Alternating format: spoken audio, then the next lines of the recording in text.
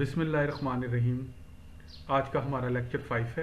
अगर आपने कहना हो मैं कूड़ा फेंकने बाहर जा रही हूँ, या जल्दबाजी मत करो, अपने काम से काम रखें, या उन्होंने उसे कुर्बानी का बकरा बना दिया। इसमें असल में आपको कुर्बानी का बकरा जो है इसकी इंग्लिश क्या होती है वो बताना मकसद है। या जो हो गया सो हो गया, इसको इंग्लिश में क्या कहते हैं। In order to know the English of these sentences please stay tuned with the video.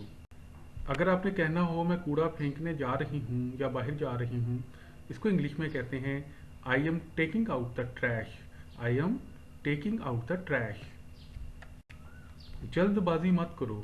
देखिए, जल्दबाजी का मतलब ये है कि बाज़ दफ़ा बच्चे जल्दी जल्दी काम करते हैं तो आप कहते हैं slow down, don't be hasty.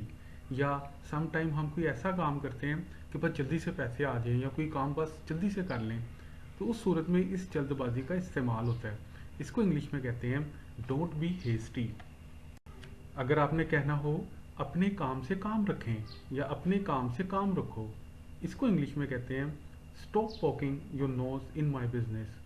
Stop poking your nose in my business, या हम इसको ये भी कह सकते हैं माइंड योर ओन बिजनेस। उन्होंने उसे कुर्बानी का बकरा बना दिया। कुर्बानी के बकरे को कहते हैं स्केप गोट। तो उन्होंने उसे कुर्बानी का बकरा बना दिया, इसकी इंग्लिश होगी they made him a scapegoat. या अगर आपने कहना हो कि मुझे तो आपने कुर्बानी का बकरा बना दिया, you made me a escape got.